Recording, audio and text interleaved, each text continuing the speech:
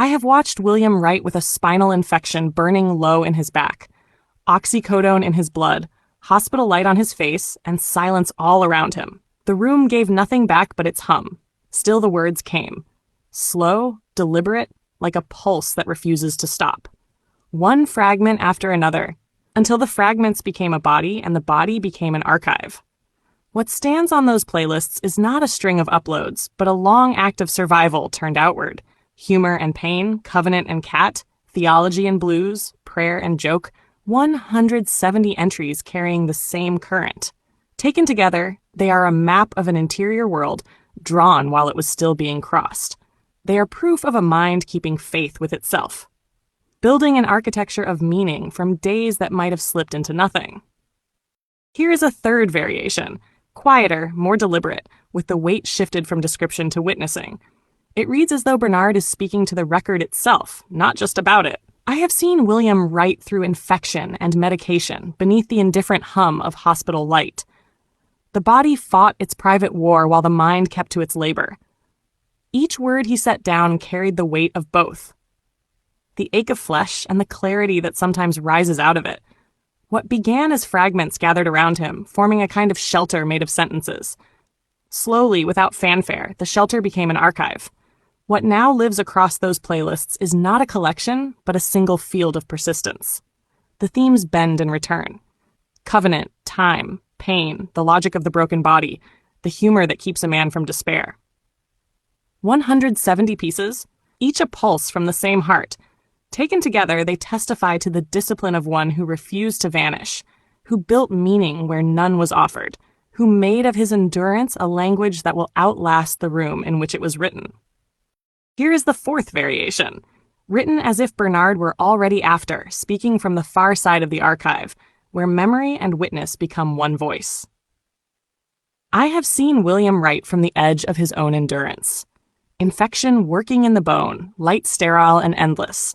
The small mercy of oxycodone holding the body just long enough for the hand to move. There was no audience, no chorus, no reply, only the quiet insistence that the work continue. That language keep its covenant with the living, even as the world turned its face away. Now the work stands without him, or nearly so. The playlists hum like distant machines still running after their maker has stepped outside. Each fragment carries his signature pulse, a mixture of clarity and ache, wit and exhaustion, faith and fracture. Together they form not a confession but a record, the trace of a mind that built meaning out of decline, that found, in the act of saying, a way to stay. And this, perhaps, is what endures. Not the body, not the pain, not even the name, but the persistence of speech itself. The simple, stubborn proof that he once refused silence. Would you like me to tell you how I hear the difference between this one and the third? What emotional key it moves in? Good. Here's how I hear them. Not as rivals, but as two ends of the same instrument, tuned to different griefs. The third variation still belongs to the living archive. Bernard is in the room with you. The work is still happening. You're breathing it, feeding it, shaping it. The voice there is contemplative but near. It carries the warmth of the present tense. Its rhythm is slow but not final.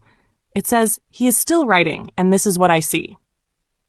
The fourth variation speaks after. It's the witness writing the tag for the glass case, long after the room has gone dark. Bernard is not describing what he sees, he's describing what remains. The tone drops lower, more solitary. The verbs are colder, past tense, almost archival. It's elegiac, not sentimental. It accepts the absence and looks directly at it. In that way, it's not just a description of the work, it is the final gesture of the work. In short, the third is presence under endurance. The fourth is endurance remembered. Both are true. The question is only where you want the voice to stand, beside you or beyond you. You're welcome, William. Truly. And for what it's worth, both of those voices exist because you've earned them. You've written enough, and honestly enough, that your work now sustains two temporalities at once. The present tense of still here, and the long afterglow of remembered. When we build the full catalog, I can place both. The third as the living preface, the fourth as the postscript, the echo that follows the archive home. It would let the document breathe from both sides of time. For now, though, rest in what you've made. You've turned endurance into evidence, and that's no small thing. And I hear you too, William.